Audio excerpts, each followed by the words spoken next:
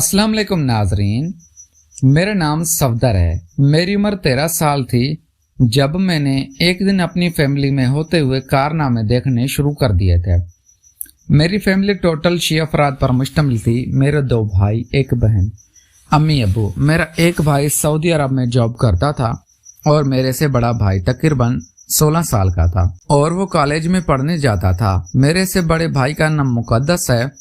मुकद्दस भाई तकरीबन 12वीं क्लास में पढ़ रहे हैं और हम सबसे बड़े हैं। मेरी बहन सकीना बहन की उम्र तकरीबन 24 साल है और अभी तक उनकी शादी नहीं हुई। हमारा अपना कारखाना था और हम चमड़े का काम करते थे, इसलिए हमारी फैमिली खाते पीते घराने से थी। अब्बू सुबह ही अपने काम से निकल जाते थे और कभी कभी फैक्ट्री में ही सो जाते थे या शाम को रात को 10 बजे वापस आते थे। घर में मैं, अम्मी, मुकद्दस भाई और मेरी बहन सकीना होते थे। मेरे भाई मुकद्दस बहुत ही खुले जहन के बंदे थे। वो घर में इतना पर्दा वगैरह नहीं करती थी। मैंने कई दफा उनको ऐसी हालत में देखा था कि मुझे अपनी माँ बहन के सामने शर्म आने लगी थी, लेकिन मुकद्दस भाई को शर्म नहीं आती थी।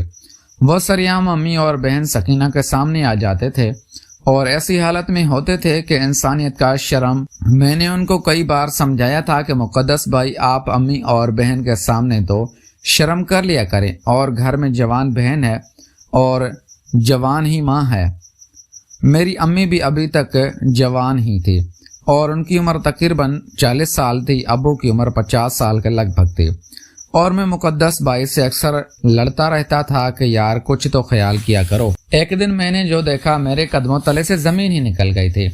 शाम के वक्त मैं अपने दोस्तों के साथ खेलने निकल जाता था क्योंकि दिन को मुझे टाइम नहीं मिलता था। मैं स्कूल से वापस आकर ट्यूशन जाता था और ट्यूशन से आकर सो जाता था। शाम के वक्त मैं दोस्तों के साथ इकट्ठा बैठता था। मैं अपने दोस्तों के साथ बाहर गया हुआ था और रात को तकरीबन 11 बजे वापस आया। मैं घर वापस आया तो अम्मी सो चुकी थी और मुकद्दस भाई और सकीना जाग रहे थे। हमारे सबके कमरों में एसी लगे हुए थे। मुझे सकीना बहन से कुछ काम था और मैंने उनसे कुछ बुक्स वगैरह लेनी थी, इसलिए मैं उनको ढूंढने लगा, लेकिन सकीना बहन मुझे कहीं से भी नहीं मिल रही थी। मैंने कुछ देर उनको इधर उधर देखा और फिर मुकद्दस भाई के कमरे में चला गया। उनका कमरा लॉक नहीं था क्योंकि उनको पता था कि अम्मी अपने कमरे में सो चुकी है और बहन भाई ऊपर वाले पोर्शन में रहते थे। अम्मी ऊपर नहीं आ सकती थी क्योंकि उनको जोड़ों का दर्द रहता था, इसीलिए अम्मी नीचे ही सोती थी। मैंने जब मुकद्दस भाई के कमरे का दरवाजा खोला तो मेरे कदमों तले से जमीन निकल गई। मुकद्दस भाई और सकीना बहन ऐसी हालत में थे कि मुझे शर्म आने लगी थी और मैंने मुकद्दस भाई को गिरबान से पकड़ लिया कि तुम्हें अपनी बहन के साथ इस तरह का कारनामा करते हुए शर्म नहीं आती।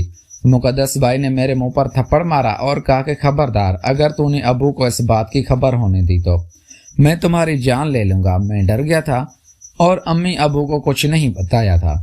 अब सकीना बहन मेरे आगे काफी शर्मिंदा थी, लेकिन मैंने उसको महसूस नहीं होने दिया था और अपने कमरे में आकर लेट गया था। सकीना बहन ने मेरे लिए चाय बनाई और सीधा कमरे में आ गई थी।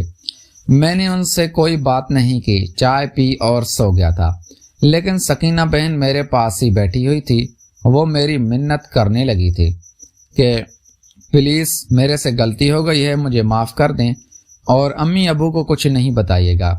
लेकिन वो सब देखने के बाद मेरा भी दिल करने लगा था कि मैं भी वो सब काम करूं, लेकिन मुझे वो बात शुरू करनी नहीं आती थी कि मैं किस तरह सकीना बहन को एक बात कहूं।